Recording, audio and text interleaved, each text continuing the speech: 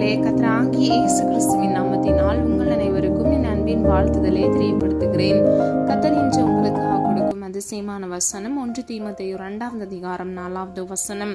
எல்லா மனுஷரும் ரட்சிக்கப்படவும் சத்தியத்தை அறிகிற அறிவை அடையவும் அவர் சித்தமுள்ளவராய் இருக்கிறார். ஹல்லேலூயா. பிரியமானவர்களே, இந்த வசனத்துல 3 காரியங்களை நம்ம அறிந்து கொள்ளலாம். முதலாவது, நாம் ஒவ்வொருவரும் ரட்சிக்கப்படவும், அதாவது எல்லா மனுஷரும் ரட்சிக்கப்படவும். இரண்டாவது, சத்தியத்தை அறிகிற அறிவை அடையவும், அதாவது சத்தியத்தை நாம் ஒவ்வொருவரும் அறிந்து கொள்ளத்தக்க கர்த்தர் சித்தம் உள்ளவராய் இருக்கிறார் என்பதை நாம் அறிந்து கொள்ளலாம். ஹல்லேலூயா. பிரியமானவர்களே, சித்தம் என்றால் அவருடைய மன விருப்பம். நாம் ஒவ்வொருவரும் சத்தியத்தை அறிகிற அறிவையும் நாம் ரட்சிக்கப்படுவதும் அவருடைய சித்தமாக இருக்கிறது. ரட்சிக்கப்படுவது என்றால் மீட்கப்படுவது, விடுதலையாக்கப்படுவது என்று நாம் சொல்லலாம். பிரியமானவர்களே, பாவ வழியிலிருந்து நாம் முற்றும் பரிசுத்த இரத்தத்தினால், அதாவது கர்த்தராகிய இயேசு கிறிஸ்து சிலுவையில் ஜீவ பலியாக தம்மை தாமே அவர் ஒப்பு கொடுத்தார். எதற்காக? நாம் ஒவ்வொருவரும் பரிசுத்தமாய் வாழ்வதற்காக, பாவங்களற சுத்திகரிக்கப்பட்டு நாம் ஒவ்வொருவரும் ரட்சிக்கப்படுவதற்காகவே அவர் சிலுவையில் தன்னுயிரை ஒப்பு கொடுத்தார். இன்றைக்கு பிரியமானவர்களே, இந்த உலகத்தில் எல்லா மனுஷரும் ரட்சிக்கப்படவும் சத்தியத்தை அறிகிற அறிவை அடையவும் அவர் சித்தமுள்ளவராய் இருக்கிறார். ஹல்லேலூயா. 115வது சங்கீதம் 1வது வசனம். நம்முடைய தேவன் பரலோகத்தில் இருக்கிறார், தமக்கு சித்தமான யாவையும் செய்கிறார். ஹல்லேலூயா.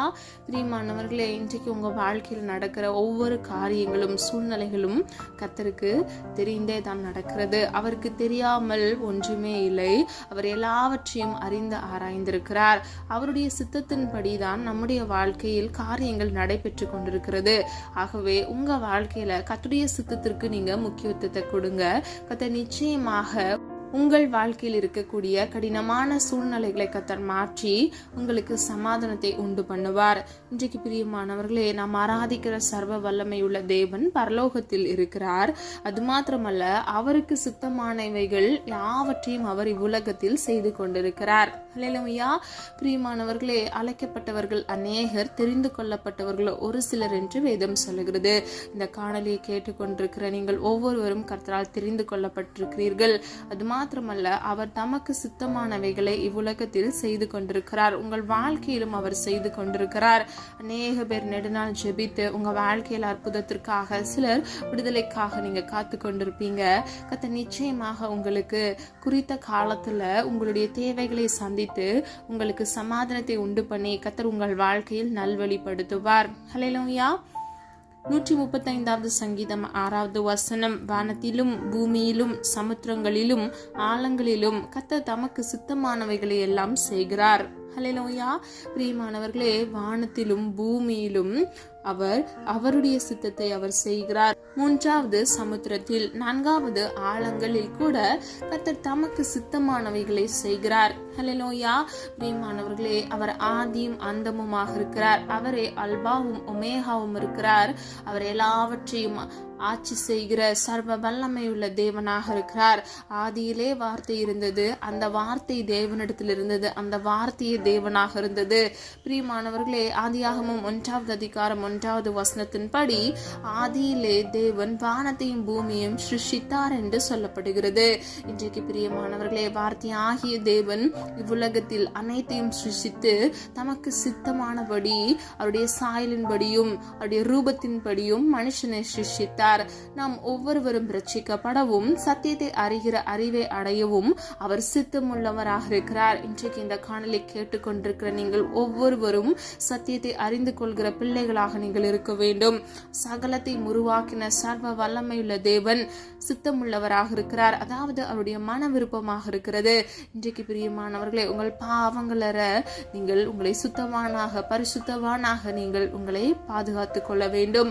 பாவங்களை விட்டு மனம் திரும்ப வேண்டும். தன் பாவங்களை அறிக்கையிடுகிறவன் வாழ்வடைகிறான் என்று வேதம் சொல்லுகிறது.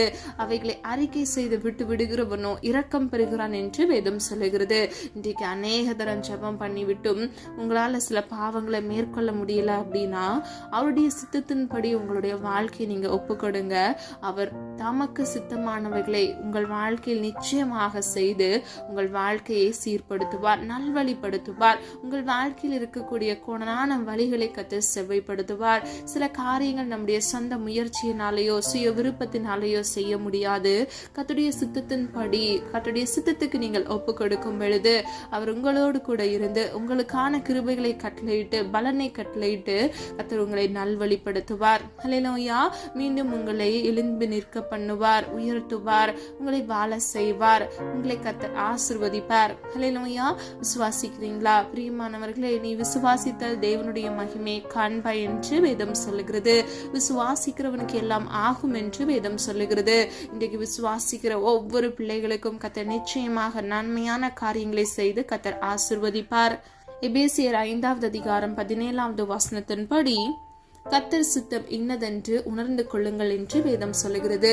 பிரியமானவர்களே, கர்த்தருடைய சித்தம் என்னவென்று நாம் அறிந்து செயல்படுகிற பிள்ளைகளாக நாம் இருக்க வேண்டும். இன்றைக்கு எத்தனையோ காரியங்களை நீங்க செய்து கொண்டு வரலாம். நீங்க ஹவுஸ் ஒய்ஃபா இருக்கலாம், இல்லைன்னா நீங்க வேலை செய்து கொண்டிருக்கலாம், இல்லைன்னா நீங்க படித்து கொண்டிருக்கலாம். பிரியமானவர்களே, நீங்க யாராக இருந்தாலும் கர்த்தருடைய சித்தம் இன்னதென்று அறிந்து நீங்கள் செயல்படும் பொழுது அந்த காரியங்கள்ல வேதனை இருக்காது, அந்த காரியங்கள்ல தோல்விகள் வராது. கர்த்தருடைய சித்தம் செய்கிற ஒவ்வொருவருடைய வாழ்க்கையில கர்த்தர் சமாதானத்தையும் சந்தோஷத்தையும் கர்த்தர் கட்டளையிடுகிறார். ஆகவே கர்த்தருடைய சித்தம் இன்னதென்று அறிந்து கர்த்தருடைய சித்தத்துக்கு உங்களை ஒப்பு கொடுத்து நீங்கள் நடக்கும் பொழுது கர்த்தர் நிச்சயமாக உங்கள் வாழ்க்கையை ஆசீர்வதித்து பாதுகாப்பார். பிரியமானவர்களே, தேவனுடைய சித்தத்தை ஒரு மனிதன் செய்யும் பொழுது கர்த்தர் அவனுடைய வாழ்க்கையில் எவ்விதமாக ஆசீர்வதிக்கிறார் என்பதை 3 காரியங்கள் மூலமாக நாம் அறிந்து கொள்ள போகிறோம். முதலாவது, தமக்கு சித்தமானவைகளை உயர்த்துகிறார். ஆதார வசனம் தானியேல் 5வது அதிகாரம் 19 முதல் 21வது வசனம். தமக்கு சித்தமானவனை உயர்த்துவார், தமக்கு சித்தமானவனை தாழ்த்துவார். ஹல்லேலூயா. பிரியமானவர்களை, நாம் ஆராதிக்கிற சர்வ வல்லமை உள்ள தேவன் அவருக்கு சித்தமானவர்களை அவர் உயர்த்துகிறார். ஹல்லேலூயா. அப்போ கர்த்தருடைய சித்தத்தின்படி நாம் செயல்களை செய்யும் பொழுது அவருக்கு சித்தமானவர்களை அவர் உயர்த்துகிறார். எவரையும் தாழ்த்தவும் உயர்த்தவும் கர்த்தரால் ஆகும். ஹல்லேலூயா. பிரியமானவர்களே, இன்றைக்கு கர்த்தர் உங்கள் வாழ்க்கையில் உங்களுக்கான உயர்வை கட்டளையிட வேண்டும் என்றால் முதலாவது நீங்கள் கர்த்தருடைய சித்தத்தை அறிந்து செயல்படுகிற பிள்ளைகளாக இருக்கும் பொழுது கர்த்தர் நிச்சயமாக உங்கள் தலையை உயர்த்துவார். தானியேல் 4வது அதிகாரம் 17 முதல் 32வது வசனத்தின்படி, உன்னதமானவர் மனுஷருடைய ராஜ்யத்தில் ஆளுகை செய்து தமக்கு சித்தமானவனுக்கு அதை கொடுத்து மனுஷரில் தாழ்ந்தவனையும் அதன் மேல் அதிகாரியாக்குகிறார். ஹல்லேலூயா. பிரியமானவர்களே, உன்னதமான தேவன் மனுஷருடைய ராஜ்யத்தில், அதாவது இவ்வுலகத்தில் ஆள்கை செய்து அவருக்கு சித்தமானதை மனுஷருக்கு அவர் தந்தருளுகிறார். அதாவது மனுஷனுக்கு கொடுத்து மனுஷரில் தாழ்ந்தவனை கர்த்தர் அதிகாரியாக மாற்றுகிறார். ஹல்லேலூயா. பிரியமானவர்களே, சர்வ வல்லமை உள்ள உன்னதமான தேவன் இவ்வுலகத்தில் தாழ்ந்தவனாக இருக்கிற ஒரு மனுஷனை கூட அவருடைய சித்தத்தின்படி அவர் உயர்த்த முடியும். அவனை அதிகாரியாக மாற்றி அவனுடைய வாழ்க்கையில் உயர்வை அவரால் கட்டளையிட வைக்க முடியும். ஹல்லேலூயா. இன்றைக்கு பிரியமானவர்களே, நீங்க வேலை செய்து கொண்டிருக்கலாம், ப்ரமோஷனுக்காக காத்து கொண்டிருக்கலாம். சில பேர் எக்ஸாம் எழுதி அது ரிசல்ட்டுக்காக நீங்க காத்திருக்கலாம். நீங்க யாராக இருந்தாலும் கர்த்தராகிய தேவன் உங்களை அதிகாரியாக நல்ல ஒரு உயர்வை உங்கள் வாழ்க்கையில் கட்டளையிடுவார். பிரியமானவர்களே, தாழ்த்தப்பட்ட மனுஷனை உயர்த்த சர்வ வல்லமையுள்ள தேவனால் ஆகும். உன்னதமான தேவனுடைய சித்தத்தின்படி செய்கிற ஒவ்வொரு மனிதனுடைய வாழ்க்கையிலும் உயர்வை கர்த்தராகிய தேவனால் கொடுக்க முடியும். ஹல்லேலூயா. விசுவாசிக்கிறீங்களா? விசுவாசிக்கிற ஒவ்வொருவரும் ஆமீன் சொல்லி பெற்றுக்கொள்ளுங்க. இரண்டாவது, தமக்கு சித்தமானவைகளை உருவாக்குகிறார். ஆதார வசனம் மார்க் 3வது அதிகாரம் 13வது வசனம். இயேசு ஒரு மலையின் மேல் ஏறி தமக்கு சித்தமானவர்களை தம்மிடத்தில் வரவழைத்தார். ஹல்லேலூயா. பிரியமானவர்களே, இந்த வசனத்தின்படி கர்த்தராகிய இயேசு கிறிஸ்து மலையின் மீது ஏறி சீஷர்களை அவரிடத்தில் வரும்படியாக அவர் குறித்தவர்கள், அதாவது அவருக்கு சித்தமான மன விருப்பத்தின்படி தெரிந்து கொண்ட மனுஷர்களை மாத்திரமே அவரண்டையில் வரவழைத்திருக்கிறார். அது மாத்திரமல்ல, கர்த்தர் தெரிந்து கொண்ட சீஷர்களின் எண்ணிக்கை 12 இருந்தது. அந்த 12 பேரை கர்த்தர் அவரிடத்தில் அழைத்தார். ஹல்லேலூயா. பிரியமானவர்களே, சீஷர்கள் ஒவ்வொருவரும் ஒவ்வொரு பணியில் இருந்தார்கள். பேதுரு மீன் பிடிக்கிறவராயிருந்தார். யாக்கோபு மீன் பிடிக்கிறவராய் இருந்தார். இன்னும் சில பேர் சில பணிகளை செய்து கொண்டிருந்தாங்க. கர்த்தர் அவர்களை அழைக்கும் பொழுது அவர்களை தெரிந்து கொண்டு அவருக்கு சித்தமானபடி அவர்களை அழைத்து அவர்களை சீஷர்களாக உருவாக்கினார். பிசாசுகளை துரத்த அதிகாரங்களே சீஷர்களுக்கு கர்த்தர் கொடுத்தார். இன்றைக்கு நம்மை கூட கர்த்தர் அழைத்ததற்கு ஒரு நோக்கம் இருக்கிறது, நம்மை உருவாக்கினதற்கு ஒரு நோக்கம் இருக்கிறது. பிரியமானவர்களே, எப்படி சீஷர்களை அழைத்தாரோ நம்மையும் கர்த்தர் ஊழியத்திற்காக அழைக்கிறார். அவருடைய பணிகளை செய்ய கர்த்தர் விருப்பம் கொள்கிறார். நாம் ஒவ்வொருவரும் உலகத்தின் கடையாந்திரம் வரையிலும் அவருடைய சுவிசேஷத்தை நாம் பிரசங்கிக்க வேண்டும் என்பதே நம்மேல் விழுந்த கடமையாக இருக்கிறது. ஹல்லேலூயா. பிரியமானவர்களே, ஆகவே நீங்கள் ஒவ்வொருவரும் உங்களால் இயன்ற மட்டும் நீங்கள் வேலை செய்கிற ஸ்தலங்கள்ல, நீங்க படிக்கிற ஸ்கூல் காலேஜ்ல கர்த்தருடைய நாமத்தை நீங்கள் சொல்லி பிரஸ்தாபம் பண்ணுகிற பிள்ளைகளாகவும் சுவிசேஷத்தை பகிரங்கமாக பிரசங்கிக்கிற பிள்ளைகளாகவும் நீங்கள் காணப்பட வேண்டும். ஹல்லேலூயா. பிரியமானவர்களே, அவருடைய சித்தத்தின்படி செய்ய நீங்கள் முற்படும் பொழுது கர்த்தராகிய தேவன் உங்களை உருவாக்கி உங்களுக்கு நன்மையானதை கட்டளையிடுவார். மத்தேயு 18:14 இந்த சிறியரில் ஒருவனாகிலும் கெட்டு போவது பரலோகத்தில் இருக்கிற உங்கள் பிதாவின் சித்தம் அல்ல. ஹல்லேலூயா. பிரியமானவர்களே, அந்நியர்கள் அநேக பேர் இருக்கிறாங்க, கர்த்தரை அறிந்து கொள்ளாத மனிதர்கள் அநேக பேர் இருக்கிறாங்க, புறஜாதிகள் இருக்கிறாங்க. இவர்கள் எல்லாம் ஜீவனுள்ள தேவனை நாம் எப்படி நாம் ரட்சிக்கப்பட்டு மனம் திரும்பினோமோ அதே போல இவர்கள் ஒவ்வொருவரும் மனம் திரும்ப வேண்டும் என்பதே பிதாவாகிய தேவனுடைய சித்தமாக இருக்கிறது. ஒருவரும் கெட்டு போவது அவருடைய சித்தமே அல்ல. இந்த சிறியரில் ஒருவனாகிலும் கெட்டு போவது பரலோகத்தில் இருக்கிற உங்கள் பிதாவின் சித்தம் அல்ல என்று இந்த வசனத்தின்படி நாம் அறிந்து கொள்ளலாம். இன்றைக்கு பிரியமானவர்களே, உங்களால் இயன்ற மட்டும் சுவிசேஷத்தை பிரசங்கிங்க. இதுவே பிதாவின் சித்தத்தில் ஒன்றாக இருக்கிறது. ஆகவே ஒருவரும் கெட்டு போகாமல் நித்திய ஜீவனை அடைந்து கொள்ளத்தக்க உங்களால் இயன்ற சுவிசேஷ பணிகளை நீங்க செய்ய முற்படுங்க. கர்த்தராகிய தேவன் அவருடைய நாமத்தை உயர்த்துகிற உங்கள் ஒவ்வொருவரையும் நிச்சயமாக ஆசீர்வதிப்பார். ஒருவேளை உங்களுக்கு எப்படி பேசணும், சுவிசேஷத்தை சொல்லணும் அப்படின்னு சொல்லி உங்களுக்கு தெரியலனா கூட நீங்க ஜெபிங்க. அதிகமாக ஜெபித்து கர்த்தரிடத்திலிருந்து அந்த ஞானத்தை பெற்றுக்கொண்டு அவர் கொடுக்கிற தைரியத்தின்படி பலத்தின்படி நீங்க சுவிசேஷத்தை தைரியமாக பிரசங்கிங்க. கர்த்தர் நிச்சயமாக உங்களோடு கூட இருந்து கர்த்தர் உங்களை பாதுகாப்பார். பிரியமானவர்களே, பிதாவின் சித்தம் செய்கிற ஒவ்வொருவரையும் பிதா ஆசீர்வதிக்கிறார். ஹல்லேலூயா. அப்போஸ்தலர் 9:6 ஆண்டவரே, நான் என்ன செய்ய சித்தமாய் இருக்கிறீர்? ஹல்லேலூயா. இதை பவுல் கர்த்தரிடத்தில் கேட்கிறார். பிரியமானவர்களே, நாமும் பவுலை போல கர்த்தருடைய சித்தத்தை கேட்டு செயல்படுகிற பிள்ளைகளாக இருக்க வேண்டும். அவருடைய சித்தம் செய்கிற ஒவ்வொருவரையும் கர்த்தர் ஆசீர்வதிக்கிறார். நம்முடைய வாழ்க்கையில் வேதனை இருக்காது, பிரச்சனைகள் இருக்காது. ஒரு திருமண காரியமா இருக்கலாம், இல்லைன்னா உங்களுடைய ஹையர் எஜுகேஷன் படிப்பு காரியங்களா இருக்கலாம். இங்க எந்த நபராக இருந்தாலும், இல்லைன்னா ஒரு வீடு கட்டுமான பணியில நீங்க வீடு கட்டணும்னு ஆசைப்பட்டு நீங்க செயல்பாடுகளை செய்து கொண்டிருக்கலாம். யாராக இருந்தாலும் பிரியமானவர்களே, கர்த்தருடைய சித்தத்தை செய்ய கர்த்தருடைய பாதத்தில் அமர்ந்து அவருடைய சித்தத்தை கேட்டு நீங்கள் செயல்படும் பொழுது கர்த்தர் நிச்சயமாக உங்களை ஆசீர்வதிப்பார். அப்போஸ்தலர் 13:22 தாவீதை என் இருதயத்துக்கு ஏற்றவனாக கண்டேன், எனக்கு சித்தமானவைகளை எல்லாம் அவன் செய்வான் என்று சாட்சி கொடுத்தார். ஹல்லேலூயா.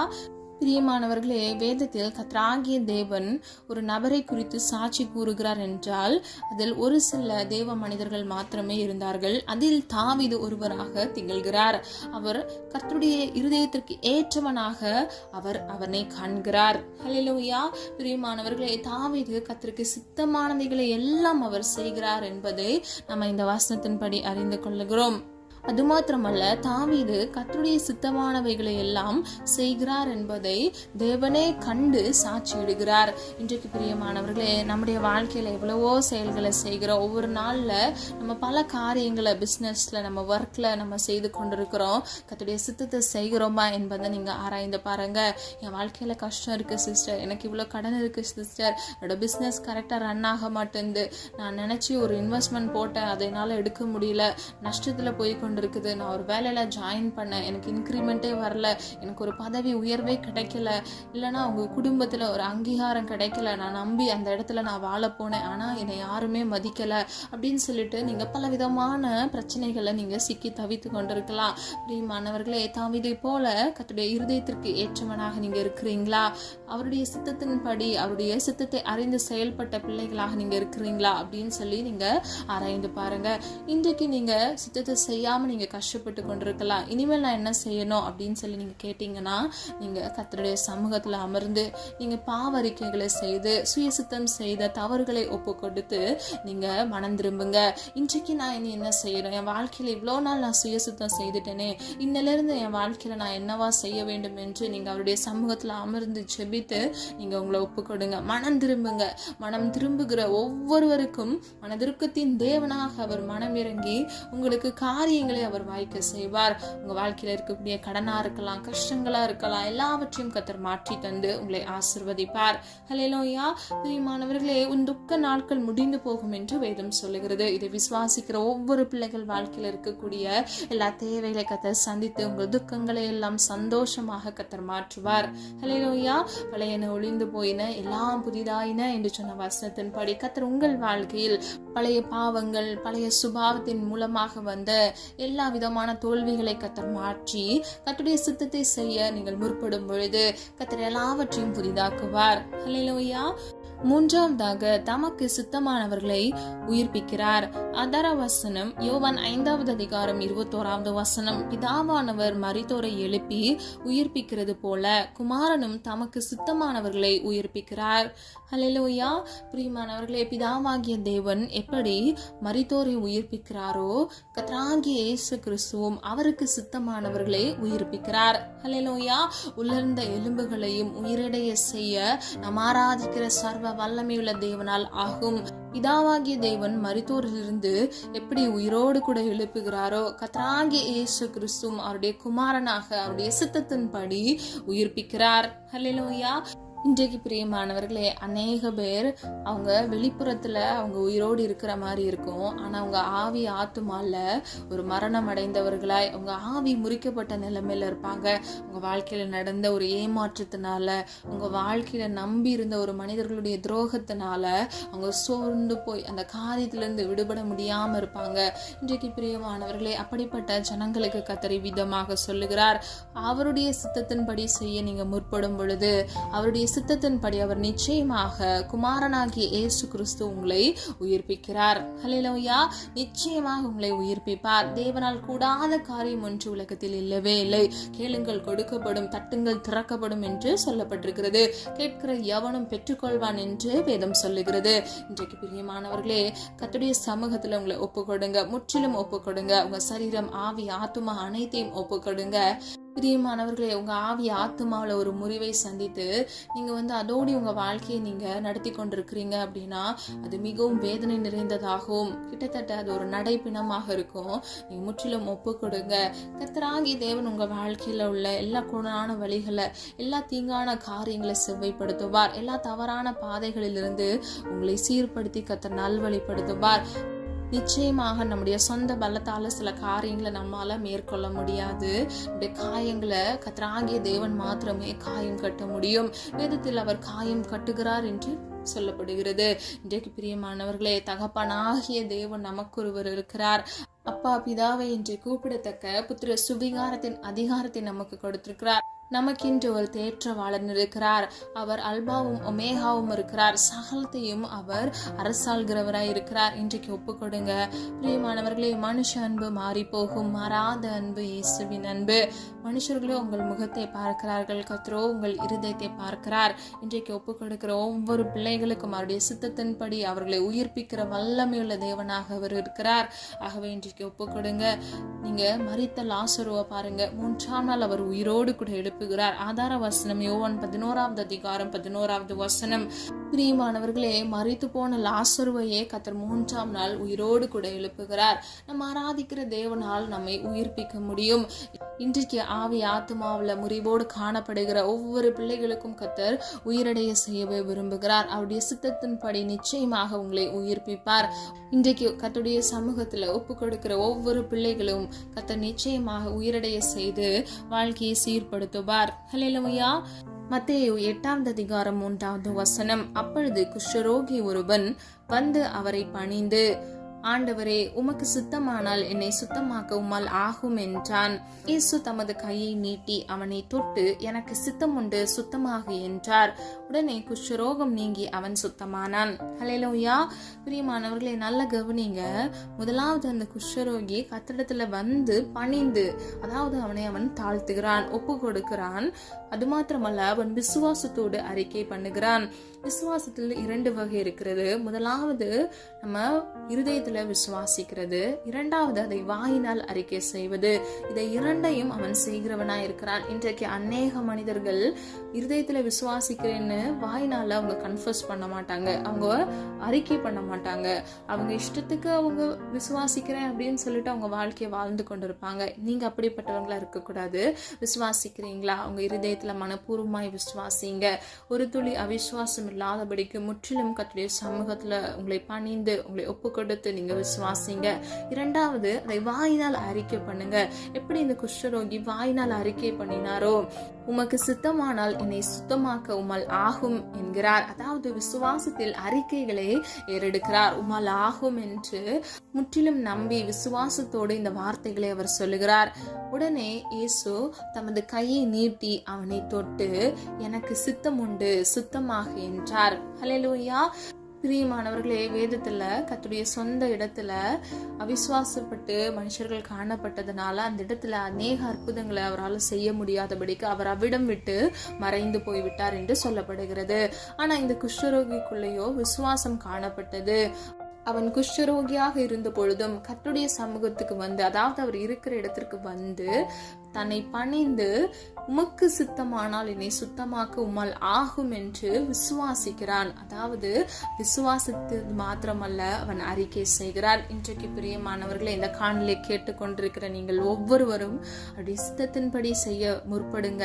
அவருடைய சித்தத்தின்படி நான் செய்ய வேண்டும் என்று நீங்க முதலாவது கன்ஃபர்ஸ் பண்ணுங்க, அறிக்கையிடுங்க, ஒப்பு கொடுங்க. அதை செய்ய நீங்க விருப்பத்தோடு நீங்க காணப்படுங்க. கர்த்தர் நிச்சயமாக அவருடைய சித்தத்தை உங்களுக்கு தெரியப்படுத்தி உங்களை வழிநடத்துவார். பிரியமானவர்களே, நீங்க விசுவாசிக்கிறவங்களா? இருதயத்துல மட்டும் சொல்லிக்கொண்டு நீங்க ஜெபத்தை ஏறெடுக்காதபடிக்கு விசுவாசித்து வாயினால் அறிக்கை செய்து அந்த செயல் மூலமாக அந்த விசுவாசத்தை வெளிப்படுத்தி நீங்கள் முதலாவது கர்த்தருடைய சித்தத்துக்கு செய்ய உங்களை ஒப்புக்கொடுங்க. விசுவாசிக்கிறேன் என்று அறிக்கை செய்யுங்க. கர்த்தர் நிச்சயமாக உங்களை ஆசீர்வதிப்பார். பிரியமானவர்களே, 3 விதமான காரியங்களை இன்றைக்கு நம்ம அறிந்து கொண்டோம். அவருடைய சித்தத்தின்படி நம்மை உருவாக்குகிறார், அவருடைய சித்தத்தின்படி நம்மை உயர்த்துகிறார். அது மாத்திரமல்ல, அவருடைய சித்தத்தின்படி நம்மை உயிர்ப்பிக்கிறார். எப்படி அந்த குஷ்டரோகிக்கு கர்த்தர் விடுதலை கொடுத்து அவனுடைய குஷ்டரோகம் நீங்கி அவன் சுத்தவானாக அவன் விடுதலை பெற்றானோ, இன்றைக்கு உங்க வாழ்க்கையில் இருக்கக்கூடிய கடன்கள், வியாதிகள், எல்லா பிரச்சனைகள், வீட்டுல குடும்பங்கள் இருக்கக்கூடிய எல்லா சண்டை பிரச்சனைகள், காரியங்களை கர்த்தர் மாறுதலாக முடிய பண்ணுவார். உங்கள் பிசினஸை கர்த்தர் ஆசீர்வதிப்பார். கர்த்தரால் செய்யக்கூடாத அதிசயமான காரியம் ஒன்றுமில்லை. பிரியமானவர்களே, அவரால் எல்லாம் ஆகும். ஹல்லேலூயா. விசுவாசிக்கிறீங்களா?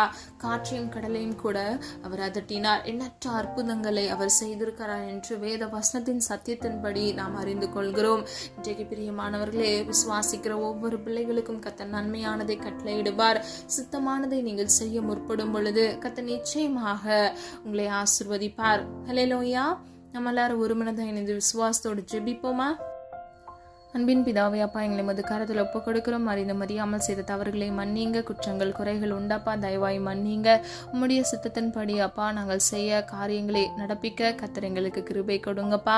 உம்முடைய சமூகத்தில் தாழ்த்துகிற ஒவ்வொரு பிள்ளைகளும் ஆண்டவரே உம்மிடத்தில் ஒப்பு கொடுத்து அப்பா உம்முடைய சித்தத்தை அறிந்து கொள்ள பிரயாசப்படுகிற ஆசைப்படுகிற ஒவ்வொரு பிள்ளைகளுக்கும் அப்பா உம்முடைய சித்தத்தை வெளிப்படுத்தி பிள்ளைகளை வழிநடத்துங்க. பிள்ளைகள் வாழ்க்கையில சுய சித்தம் செய்தது நிமித்தமாக அனுபவிக்கிற எல்லா பிரச்சனைகள், போராட்டங்களை கர்த்தர் மாற்றி பிள்ளைகளுக்கு நன்மையானதை கட்டளையிடுங்கப்பா. உடைய சித்தம் என்னதென்று அவர்கள் அறிந்து அப்பா பிள்ளைகளுக்கான உயர்வை கட்டளையிடுங்கப்பா. தன் பாவங்களை அறிக்கையிடுகிறவன் வாழ்வடைகிறான் என்று வேதம் சொல்லுகிறது. ஆண்டவரே, ஒவ்வொருவரும் மனம் திரும்புகிறார். ஒவ்வொரு பிள்ளைகளுக்கும் அப்பா நன்மையானதை பெற்றுக்கொள்ளப்பா. அவர்கள் வாழ்க்கையை வாழ்வடைய பண்ணுங்க தகப்பனே. அதிசயத்தை உண்டு பண்ணுங்க, ஆசீர்வதிங்கப்பா. நான் இடத்தில் வந்து உன்னை ஆசீர்வதிப்பேன் என்று சொன்ன வசனத்தின்படி எந்த இடத்துல இருந்து ஜெபித்து கொண்டிருக்கிறாங்களோ ஒப்பு கொடுக்கிற ஒவ்வொரு பிள்ளைகளுடைய அப்பா அந்த இடத்துல கர்த்தரே கடந்து போய் பிள்ளைகளை ஆசீர்வதிக்க முடியும் ஜெபிக்கிறேனப்பா. நல்ல சுகபலன் ஆரோக்கியத்தை கட்டளையிடுங்க தகப்பனே. அப்பா பிள்ளைங்களுடைய வாழ்க்கையில் அப்பா உம்முடைய சித்தம் பரிபூர்ணமாய் நிறைவேறட்டும் ஆண்டவரே. அப்பா பிள்ளைகளுடைய வாழ்க்கையில் இருக்கக்கூடிய கோடலான பகுதிகளை செவ்வையாக மாற்றுங்க ஆண்டவரே. கர்த்தரே உன்னத தேவனாக பிள்ளைகளுடைய தேவைகளை கர்த்தர் சந்தித்து பிள்ளைகளை ஆசீர்வதித்து வழிநடத்தி பாதுகாத்துக் கொள்ளும்படியாய் ஜெபிக்கிறோம் அப்பா. ஒன்றுமில்லாத இடத்தில் ஒன்றை உருவாக்க வல்லமையுள்ள தேவன் நீரல்லவா தகப்பனே. உம்மால் எல்லாம் ஆகும் அப்பா. மனுஷனால் இது கூடாததுதான். உம்மால் எல்லாம் ஆகும் ஆண்டவரே. அப்பா, எல்லாரும் ரட்சிக்கப்படவே நீ சித்தமுள்ளவராய் இருக்கிறீரப்பா. இந்த காணலை கேட்டுக்கொண்டிருக்கிற குடும்பத்தில் ரட்சிக்கப்படாதபடிக்கு ரட்சிக்கப்பட்ட பிறகும் பின்மாற்றத்தில் இருக்கக்கூடிய ஒவ்வொரு பிள்ளைகளுக்காக ஜெபிக்கிறேன் ஆண்டவரே. அப்பா, மனம் திரும்ப இயேசுவின் நாமத்தினால் கிருபை செய்யுங்க. எல்லா பாவ அடிமைத்தனத்திலிருந்து விடுதலை இயேசுவின் நாமத்தினால் கட்டளையிடுங்க. இந்த காணலை கேட்டுக்கொண்டிருக்கிற ஒவ்வொரு பிள்ளைகளுடைய குடும்பங்கள் அப்பா ஆண்டவரே விடுதலையாக கர்த்தர் கிரியை செய்வீராக. குமாரன் விடுதலையாக்கினால் மெய்யாகவே விடுதலையாவீர்கள் என்று வேதம் சொல்லுகிறது அப்பா. எல்லாம் வியாதி என்கிற சிறையிருப்பில் கடன் என்ற சிறையிருப்பில் இருந்து ஒரு விடுதலை இயேசுவின் நாமத்தினால் கட்டளையிடுங்கப்பா. பிரயாசப்படுகிற ஒவ்வொரு பிள்ளைகளுக்கும் நன்மையை சுதந்திரித்துக் கொள்ள கர்த்தர் கிருபை செய்யுங்கப்பா. உடைய சித்தத்தை செய்தப்பா ஆண்டவரே உமக்கு பிரியமானபடி வாழ்ந்து ஆசீர்வாதத்தை பெற்றுக்கொள்ள சுதந்திரிக்க இயேசுவின் நாமத்தினால் கிருபை செய்யுங்க தகப்பனே. பழைய பாவங்கள் பழைய ஜென்ம சுபாவங்களில் எல்லாம் ஒளிந்து போக பண்ணுங்க அப்பா. முந்தினவைகளை நினைக்க வேண்டாம், பூர்வமானதை சிந்திக்க வேண்டாம், சகலத்தையும் புதிதாக்குகிறேன் என்று சொன்ன வசனத்தின்படி உடைய சித்தம் செய்ய முற்படுகிற ஒவ்வொரு பிள்ளைகளுடைய வாழ்க்கையில புதிதானவைகளை கட்டளையிட்டு பிள்ளைகளை புதிதாக்குங்க தகப்பனே. அப்பா, உம்முடைய சாயலுக்கு ஒப்பாக புதிய மனுஷனை தரித்துக் கொள்ள இயேசுவின் நாமத்தினால் கிருபை செய்யுங்கப்பா. ஒவ்வொரு பிள்ளைகளையும் பாதுகாத்துக் கொள்ளுங்க, வழிநடத்துங்க தகப்பனே, காத்துக்கொள்ளுங்கப்பா. எல்லாம் ஆகும் ஆண்டவரே. ஒவ்வொரு பிள்ளைகளையும் பாதுகாத்து ஒவ்வொரு பிள்ளைகளின் தேவைகளை சந்தித்து கர்த்தரே நீர் நித்திய வெளிச்சமானவராய் அப்பா. பிள்ளைகள் வாழ்க்கையில் இருக்கக்கூடிய எல்லா இருள்களையும் இயேசுவின் நாமத்தினால் வெளிச்சமாய் மாற்றப் போகிற கிருபைகளுக்காக நன்றி. ஒவ்வொரு நாளுக்குரிய தேவைகளை சந்தித்து பிள்ளைகளுடைய அப்பத்தையும் தண்ணீரையும் ஆசீர்வதித்து பிள்ளைகளை வழிநடத்துங்க தகப்பனே. வலது இடதுபுறம் சாய்ந்து விழுந்து போகாதபடிக்கு முடிய நித்திய பரிசுத்த வழியில் நடந்து பிள்ளைகளுக்கு வாக்குத்தத்தம் பண்ணின ஜீவ கிரீடத்தை ஒவ்வொருவரும் சுதந்திரித்துக் கொள்ள தகுதிப்படுத்துங்க தகப்பனே. பிள்ளைகள் வாழ்க்கையில் இருக்கக்கூடிய எல்லா பிரச்சனைகள் போராட்டங்களையும் மாற்றி இயேசுவின் நாமத்தினால் ஆசீர்வதிக்க முடிய ஜெபிக்கிறோம். உடைய சித்தத்தை செய்து பிள்ளைகள் ஆசீர்வதிக்கப்பட பிள்ளைகளுக்கு கிருபை கொடுத்து வழிநடத்தி செல்லும்படியை ஜெபிக்கிறோம். காத்துக்கொள்ளுங்க, பொறுப்படுத்திக் கொள்ளுங்க, தாழ்த்துகிறோம், வெறுமையாக்குகிறோம். மீட்பர் இயேசு கிறிஸ்துவின் மூலம் ஜெபிக்கிறோம் ஜீவனுள்ள நல்ல பிதாவே, ஆமேன். கர்த்தராகிய தேவன் தாமே உங்களுடைய வாழ்க்கையை வெளிச்சமாய் மாற்றி கர்த்தருடைய சித்தத்தை செய்ய முற்படுகிற ஒவ்வொருவரையும் கர்த்தராகிய தேவன் ஆசீர்வதித்து பாதுகாப்பாராக. God bless you. இந்த வீடியோ உங்களுக்கு பிடிச்சிருந்துச்சுன்னா லைக் பண்ணுங்க, சப்ஸ்கிரைப் பண்ணுங்க மற்றும் பெல் ஐகான் கிளிக் பண்ணுங்க, ஷேர் பண்ணுங்க. God bless you.